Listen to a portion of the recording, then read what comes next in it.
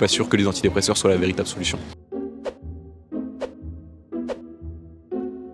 Moi, je pense que c'est une façon en fait de faire taire les gens. On a tendance en France à trop facilement en prescrire, surtout aux jeunes. Je vois vraiment des gens démunis ou même des parents qui donnent des antidépresseurs à leurs enfants. C'est plus facile de prescrire un médicament que de prescrire des séances chez un psychologue. Je pense que si c'est une dépression qui est purement biologique, oui, ça peut aider. Vous faites un burn-out, hop, antidépresseur. Vous n'êtes pas bien, votre copain vous a largué, hop, antidépresseur. Vous avez une maladie auto-immune, hop, antidépresseur. Je pense qu'avant tout, oui, c'est la relation qu'on établit avec le psy et ça dépend de ce que le psy a dans la tête. La psychologue à qui j'ai eu affaire, elle m'a jamais proposé d'en prendre. C'est mon médecin généraliste, c'est même pas ma psy qui m'a prescrit des médicaments. Le patient, quand il va voir le médecin, il pose ses problèmes sur la table, il a confiance et il attend une solution concrète.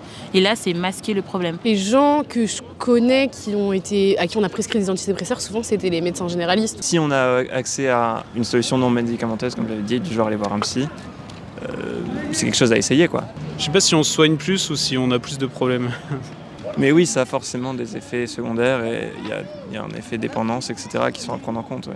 Du coup, il y a quelqu'un de très proche de moi qui en a pris et en fait, c'était très perturbant parce qu'elle avait plus d'émotion. Quand on est dans le parcours de la maladie, on se prend un mur en fait.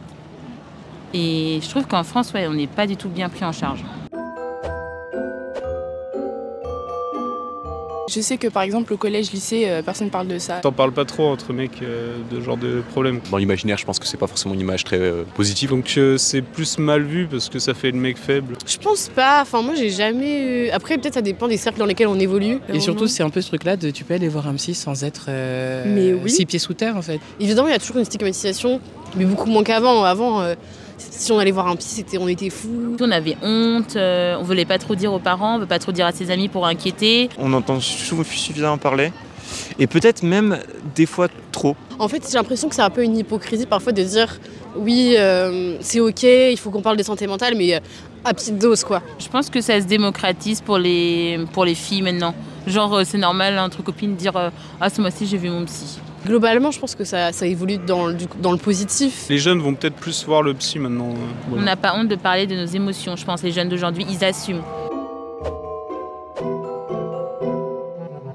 Je pense que c'est une anxiété qui est vraiment due au contexte actuel. Moi, ça fait partie des phrases et des discussions que j'ai avec ma mère où je lui ai dit mais en fait, nous, on est la génération qui allons voir des psys à votre place. La société actuelle contribue à l'anxiété des jeunes. On leur propose beaucoup de choses et on leur impose beaucoup de choses. Ça génère des problèmes. Ou ça les aggrave. Dans la filière générale, il y a vraiment ce truc-là où en fait, on leur demande déjà de se positionner alors qu'en fait, on leur explique pas pourquoi. Je sais qu'il y a beaucoup de gens qui n'ont pas de temps pour eux après, pour les hobbies, pour se reposer. Quand on fait des études et qu'on est jeune, il y a une incertitude et il y a aussi une pression. Moi, je le vois avec ma sœur, en fait, ça la met dans un truc où elle a plus envie de rien faire. J'ai bougé dans pas mal de pays. Et je trouvais que la France était le pays où les études étaient le plus stressantes. Et ils connaissent tous au moins une personne qui a eu des problèmes de santé mentale, si ce n'est eux. Je trouve qu'il y a beaucoup de stress qui est imposé aux étudiants et qui n'est pas forcément justifié, quoi. Tous les problèmes psy, de toute façon, souvent c'est lié quand même au système global, au capitalisme. La sensibilisation au fait de tous les rendez-vous psy gratuits et tout. Mais ce serait bien que dès le collège, à la puberté, quand il y a tous les changements, les hormones, les problèmes à la maison ou autres, qu'il y ait déjà quelqu'un qui les prenne en charge. Les horaires qu'on nous impose et la façon qu'on a d'aborder les choses. Parce que les problèmes qu'on a à l'école aujourd'hui avec les horaires, on va les retrouver avec le travail aussi, pareil. Mais grâce à Internet, du coup, il y a quand même, des informations qui arrivent plus facilement dans les oreilles des gens.